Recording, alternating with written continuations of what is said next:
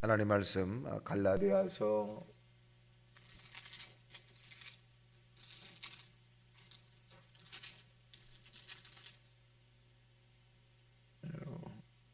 5장입니다. 5장. 네? 4장인가요? 네. 4장.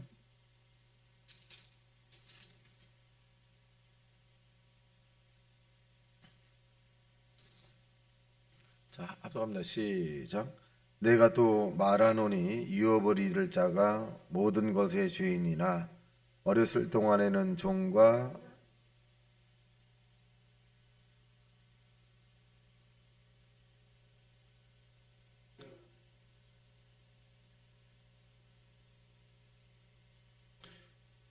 이와 같이 우리도 어렸을 때 이 세상의 초등학문 아래에 있어서 종로를 하였더니 4절 시작.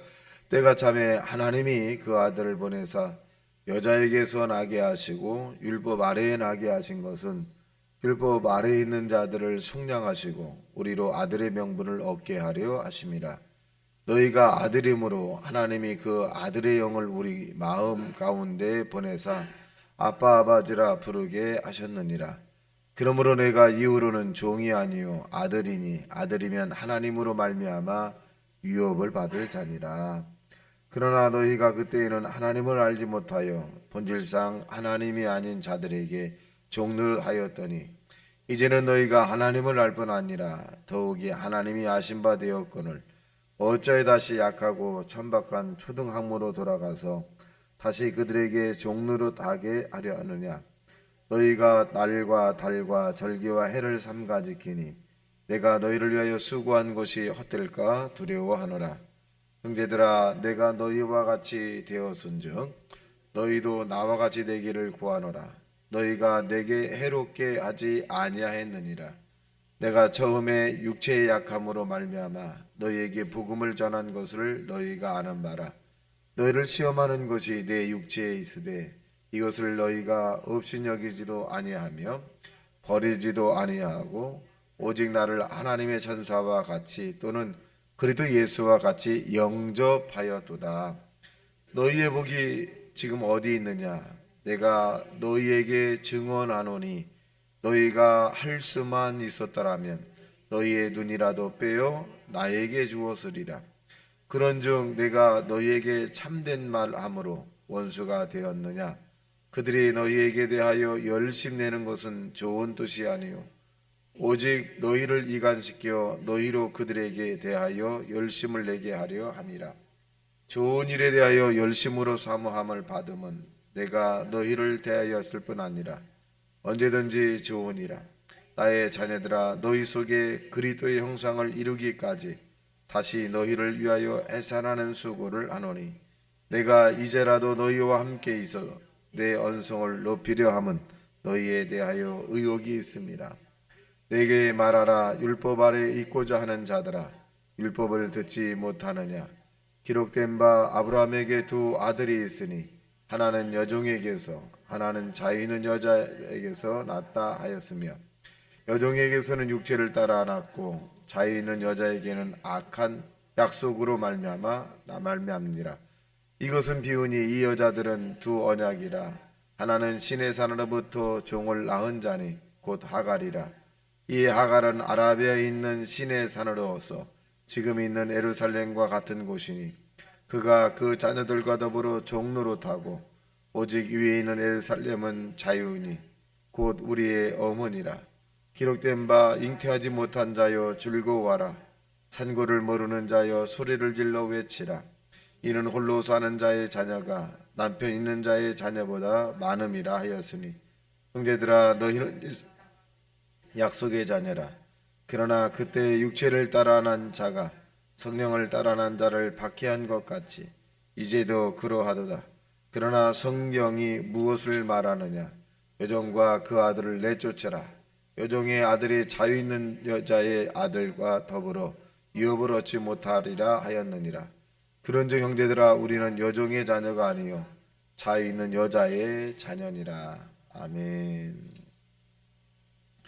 자, 오늘 본문에 있는 내용은 이 초등교사 또지는 몽학 선생, 어릴 때 누군가의 이 보호를 받아야 되고 가르침을 받아야 되겠죠.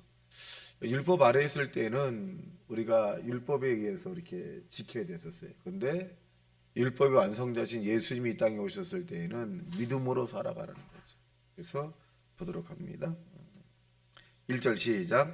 내가 또 말하노니 유업을 잃을 자가 모든 것의 주인이나 어렸을 동안에는 종과 다름이 없어서 그 아버지가 정한 때까지 후견인과 청지기 아래에 있나니. 후견인은 이 어떤 한 사람이 스스로 판단 내지는 선택을 할 수 없는 사람에게 붙여주는 거죠. 굉장히 어린아이거나 또는 병에 의해서 판단력이 어리거나 어떤 이런 부분들이 지적인 능력이 없다거나 그러면 후견이 붙어요. 왕도 그러잖아요. 왕도 너무 어리면 섭정이라는 게 들어가잖아요. 그 나이가 있는 집안의 친척 어른이 이제 그 왕의 이 왕에게 이제 섭정을 하게 지시를 하게 되죠. 그리고 왕이 어느 정도 클 때까지는 그 섭정이 다 하게 됩니다. 마찬가지로 이 주인의 아들이라 할지라도 이 어떤 일정의 이런 그 성장이 되지 않을 때에는 누군가의 도움을 받아야 합니다. 그래서 이것이 뭘 의미해 주고 있느냐면 우리가 예수님 오기 전까지는 율법 아래에 있는 것은 사실입니다. 그래서 율법을 행하는 대로 배워야 되고 율법에 행하는 대로 행해야 되고 이런 부분들이었습니다. 근데 이제 종이랑 주인이라고 하는 표현해 주고 있는데 어느 정도 이 성숙하고 난 다음에는 우리가 종의 그런 모습을 갖지 않습니다. 자, 볼까요? 3절 시작. 이와 같이 우리도 어렸을 때에는 이 세상의 초등학문 아래에 있어서 종로를 하였더니 때가 참에 하나님이 그 아들을 보내사 여자에게서 나게 하시고 율법 아래 나게 하신 것이는 율법 아래에 있는 자들을 속량하시고 우리로 아들의 명분을 얻게 하려 하심이니. 그래서 아들의 명분이다. 그러니까 상속자라는 거잖아요. 상속자. 그러니까 종은 주인의 상속자가 될 수 없습니다. 종이 아무리 주인인 채 한다 할지라도 아들이 딱 나타나면 종은 아들을 섬겨야 되고 아들의 지시를 받아야 되는 것이 종입니다. 그 중요한 것은 우리는 여자의 후손이다. 저와 여러분은 다 남자의 후손이죠. 근데 영적으로는 우리가 저와 여러분이 이 여자의 후손이다. 그 여자의 후손이 누굽니까? 예수 그리스도예요. 예수 그리스도는 우리와 다르죠. 예수님은 이 여자의 후손 가운데서 태어나셨다는 것입니다. 그래서 6절 시작. 너희가 아들임으로 하나님이 그 아들의 영을 우리 마음 가운데 보내사 아빠 아버지라 부르게 하셨느니라. 그러므로 내가 이후로는 종이 아니요 아들이니 아들이면 하나님으로 말미암아 유업을 얻을 자니라. 그래서 유업 상속을 받을 자다. 그럼 아들로부터 우리가 아들로서 아버지에게 상속받을 일이 뭘까요? 32,500가지의 축복이죠. 영원한 생명을 얻은 영생입니다. 또 이 땅에 우리가 사는 동안에 행복입니다. 기쁨입니다. 또 이 아들로서 우리가 이 땅에서 유업을 얻게 뭐냐면 죄용삼이죠. 죄용삼을 받은 자가 저와 여러분이다는 것을 이외에도 저와 여러분이 땅에서 필요한 모든 것들은 아버지에게 하나님 아버지에게 구하고 자꾸 두드리면 하나님께서 저와 여러분의 모든 문제를 해결해 주십니다. 그래서 우리는 이 땅에서 종처럼 살지 말고 하나님의 아들로서 자녀로서 당당하게 살아가는 하나님의 사람이 되시기를 주님의 이름으로 축원합니다. 그래서 이 바울이 갈라디아 교회를 염려하는 것은 뭐냐면 자꾸 이 아들의 이런 모습으로 살아가야 되는데 종의 모습으로 살아가는 거예요. 날과 달과 절기를 자꾸 지키려고 그러고 어떤 율법 아래 들어가서 자꾸 뭔가 행위적으로 해야만이 구원받는 것처럼 하기 때문에 바울은 굉장히 이제 염려한다는 것입니다. 자, 10절입니다. 시작. 너희가 날과 달과 절기와 해를 삼가지키니 내가 너희를 위하여 수고한 것이 헛될까 두려워하노라.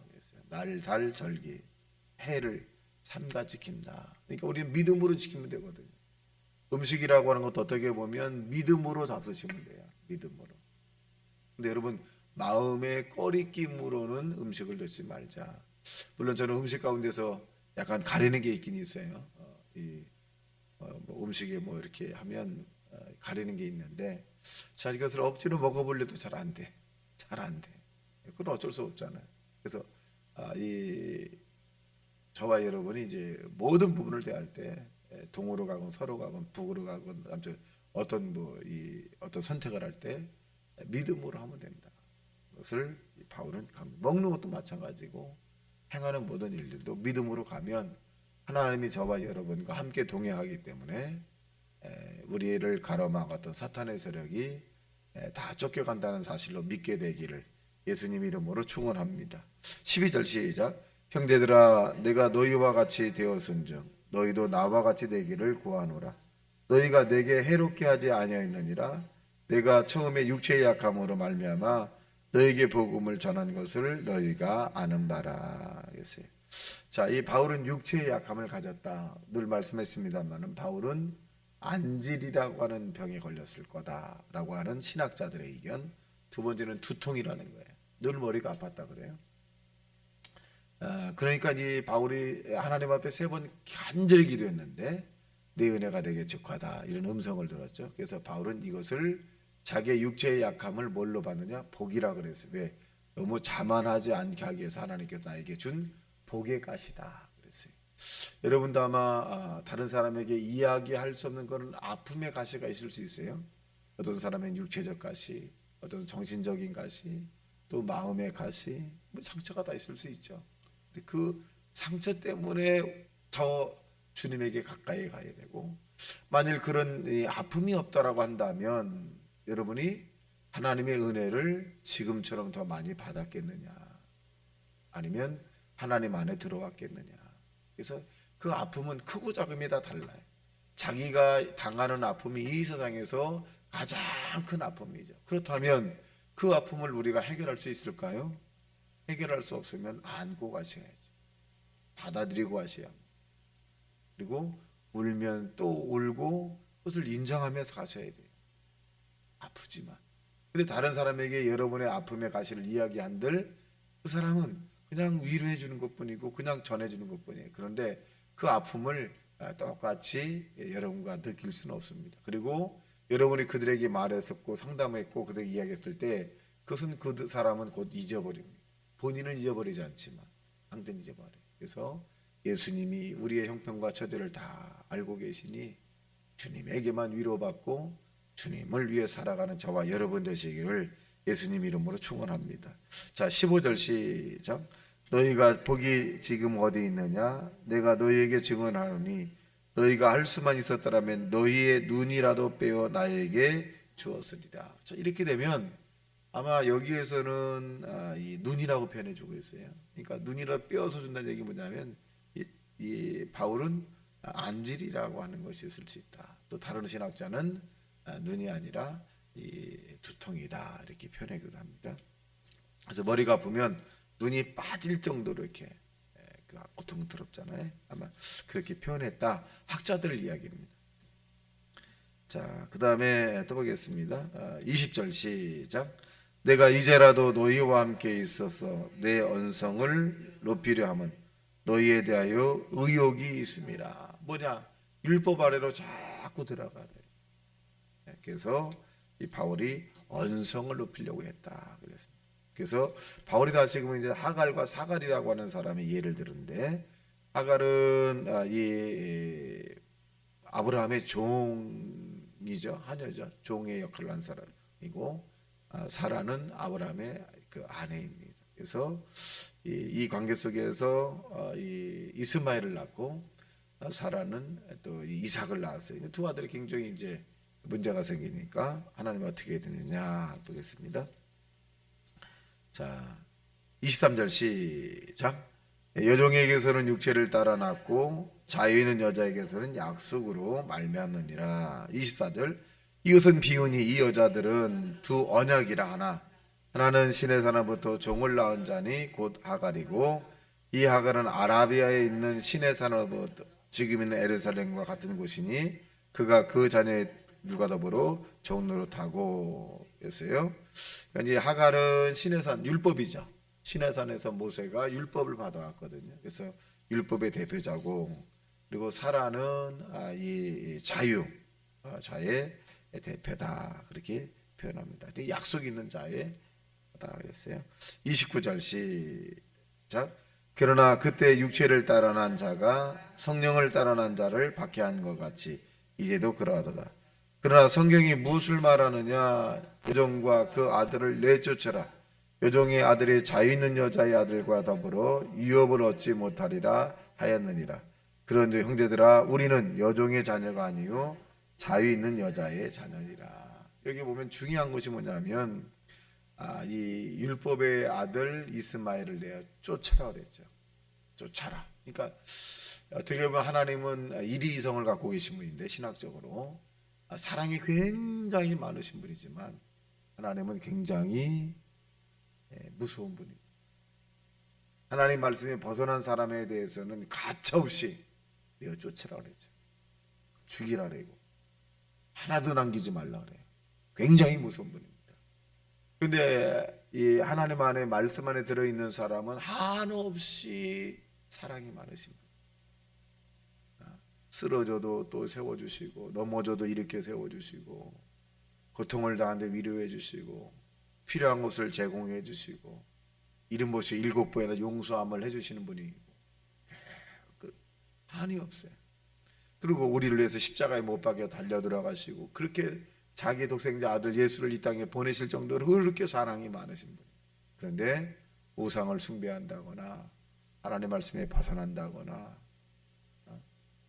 이런 말씀에 벗어난 사람의 안에서는 인정사정이 없으신 분입니다. 여러분 사울이라고 하는 사람은 이스라엘 일대 왕이잖아요.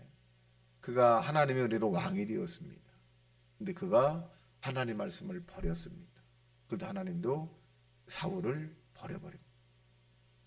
그러니까 좋으신 하나님이기지 하지만 굉장히 무섭다는 것을 아시죠. 굉장히 무섭다. 우리가 이 땅에서 아무리 이 성실하게 살고 우리가 도덕 윤리적으로 한다 할지라도 믿음으로 살지 않으면 하나님이 나는 너를 모른다 라고 하면 인생에서 실패자가 되는 거예요. 이 영혼의 실패자가 되는 거죠. 그래서 이 바울은 내가 이 두렵고 떨림으로 구원을 지키리라. 두렵고 떨림이야. 내가 이렇게 하다가 하나님께 버림을 당하면 어떡할까? 내가 이렇게 살다가 하나님이 나를 모른다면 어떡할까? 이건 큰 사건이거든요. 그러니까 내가 다른 사람에게 복음을 전한 후에 내가 하나님에게 버림을 당할까봐 늘 바울은 조심했다는 거예요. 여러분 인생을 막 살면 안 됩니다. 막 살다가는 나는 너를 모른다.